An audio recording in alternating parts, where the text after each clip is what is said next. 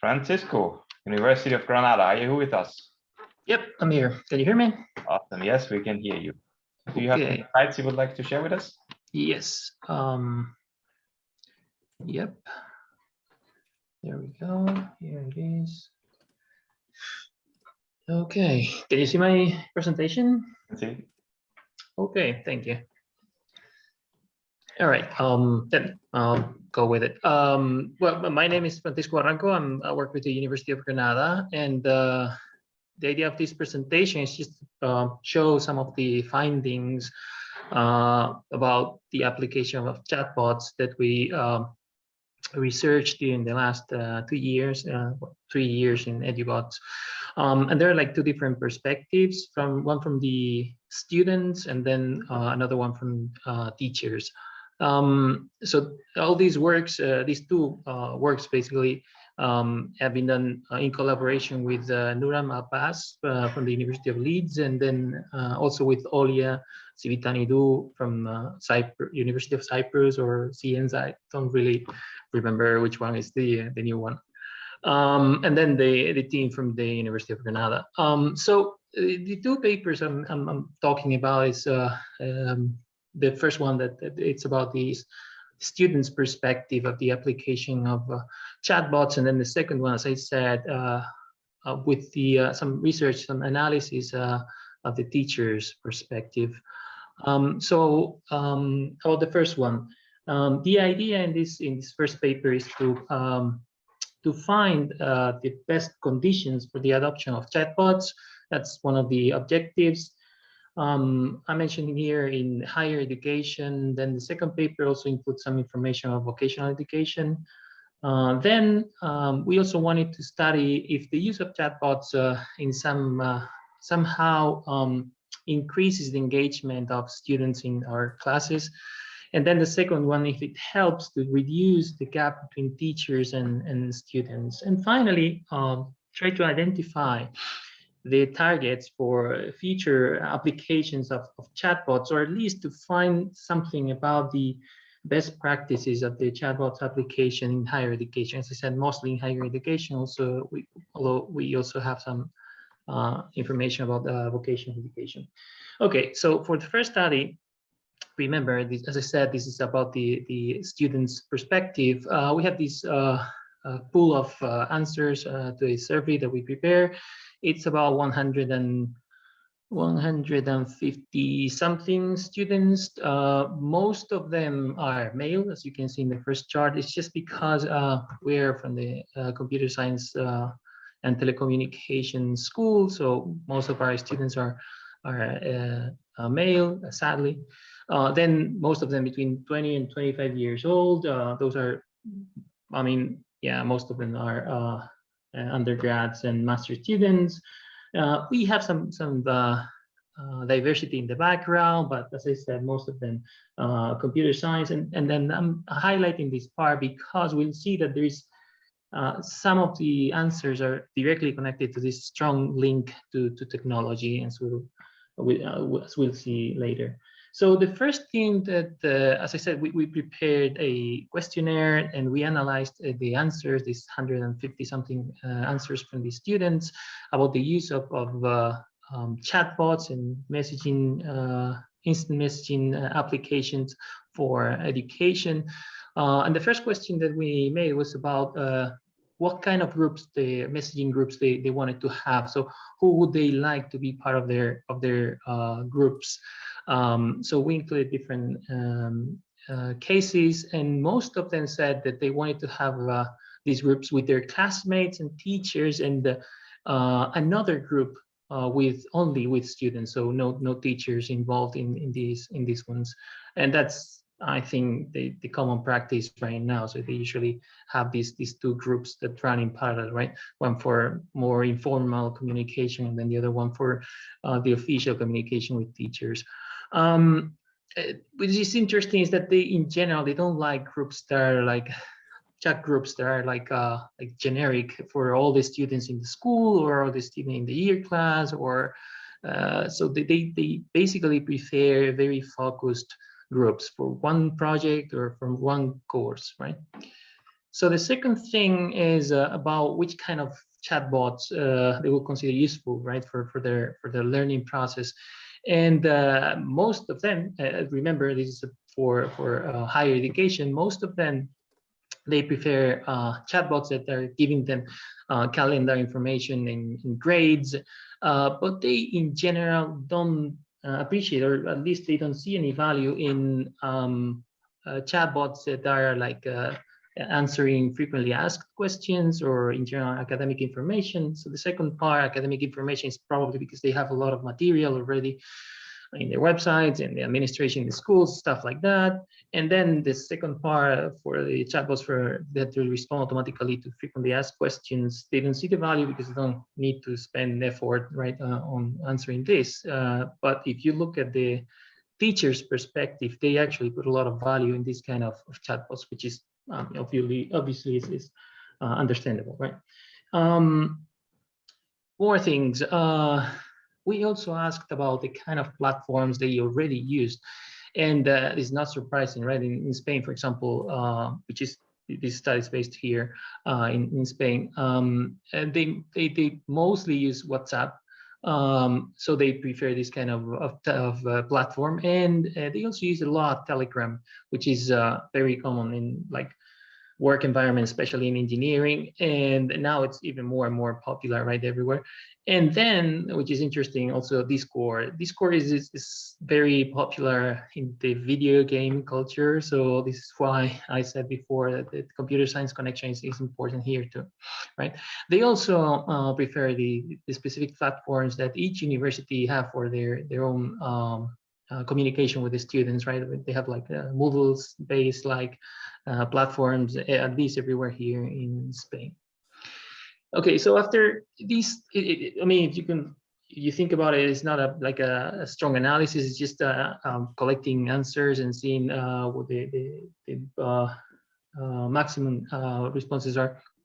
So we try to explain some strategies that should consider these messaging groups per course. As I said, they prefer, at least students prefer very focused groups. They prefer things that are based on things that they know, so they're familiarized with, like WhatsApp, Telegram, or Differ. And then they also prefer groups with students and teachers, and then one group with teachers. Sorry, one group only with students. So we proposed in this work some different scenarios. For example, this first scenario is a passive chat group where the teacher is actually a moderator and the students help each other by answering questions. And then the co-evaluation can be implemented, right? Because the teachers can give points to like the best questions or the best answers, and the chatbots can automatize all these tasks and perform all the analytics. So the second scenario is an active chat group where the teacher is actually more than a moderator, is a dynamizer, right?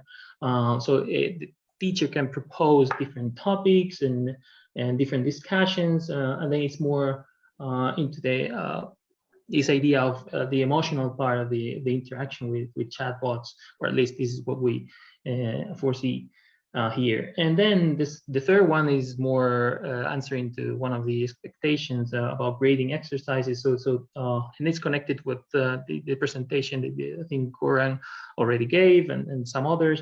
Providing grades to the exercises, online evaluation, some kind of feedback. These are the three scenarios where we see that chatbots can actually help in some way.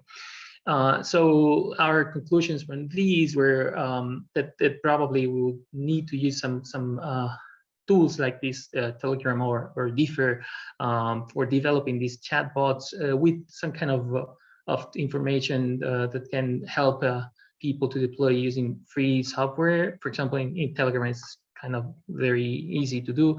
But on the other hand, it is super hard to motivate students to use other platforms than the one that they're familiarized with. Okay. All these data is available in the, if you want to look at the data, is available in the original paper that I mentioned before. Okay. And this is a bit of a repetition, so I'm gonna jump to the second paper. So the second paper is, as I said, is about the perspective from teachers, and this was done with Nurham and then Olia. The idea is that we wanted to ask different research questions. So, for example, are teachers already using these messaging apps, at least here in Spain, for their courses? Which kind of chatbots these teachers prefer? Which kind of interaction do teachers prefer with their students? And then what are the interaction media features that the teachers value the most? For this second paper, we did a couple of surveys. The first survey with 282 teachers from Spain and different countries in Central America, Costa Rica, and Mexico. And then a second survey with 205 teachers from Spain, basically from Granada. These are from higher education, vocational education, as you can see. It was done during the first quarter of 2021. In Spain, that meant virtual teaching because of the, well, I wrote there post-pandemic, but it should be like pandemic, right? Because we're still in the pandemic. And then the variables that we had for these surveys are gender and higher education or vocational education, different disciplines, engineering, social sciences, biology, sciences in general, humanities, age and years of experience. Remember, this is from the teacher's perspective. Okay, so the first research question. Use of messaging apps. So you look at the table on the top left, most of them prefer to use, or at least they say they use the apps that are provided by their academic institutions, like 56% of them. And then after that, WhatsApp and Telegram seems to be the more popular. We also asked about if they implemented any changes due to the COVID-19 situation. And if you look at the right part of the chart, there we're plotting the Pearson's residuals chi-square analysis of independence, right? So what we did is asking if they had, well, the answers are on this part of the screen, if you can see my mouse. So if they implemented any changes or they didn't do anything, right? And the only significant responses were like two different exceptions. So female teachers, they blue means a positive contribution. So they actually didn't use, or at least they show that they didn't use these messaging apps before the pandemic, but they implemented changes to do it. And gender is one of these well, variables that it's I don't know how to explain, but it's just we achieved from our study. And then we also had some statistical significance from social sciences teachers. They also did changes after the pandemic, right? They started using these applications during or after the situation because of the COVID-19 pandemic. Second thing, kind of chatbots that they were using or they wanted to use, sorry. So 60% wanted something that can facilitate and provide some agenda information. Well, also after this second one, I think was exactly they're answering the frequently asked questions. That's 52% of the teachers, and it's interesting because these students, as I said before, didn't value this feature, or this kind of chatbot, but of course, teachers do value it. It's interesting that a lot of them didn't answer or didn't provide any additional functionality for the chatbots. That probably could mean that they're not very they don't know really about what to do with these chatbots. But well, this is an open question. We still don't know. And then the main difference is that in higher education, teachers prefer some kind of grading application or chatbot, and that's something that vocational education teachers don't need. It's probably because they see the students all the time. That doesn't happen with the higher education teachers. Kind of interaction. So most of them they wanted to have an interaction, a chat group with their students, right? They're like 59% of them, which is, I mean, it's the same thing. It matches what students said, right? That they want a chat for their course and the students in their course, and not for the whole school or the whole faculty, or not in general. But something that is really sad is that a lot of them, like 30% of teachers, didn't want to be part of these groups, or at least that's what they answered. I'm not sure if that's because of the situation, right? We were in the middle, as I said, we were in the middle of this the pandemic, and maybe people were like a little bit fatigued because of that. But anyway, and then we didn't find any difference related with the years of experience. This probably could be surprising, because some people think that maybe teachers that have been working for a long time are, I don't know, burnt out or something. We didn't find any reluctancy to use chatbots or any significance between the ages, right? Because of using these chatbot applications.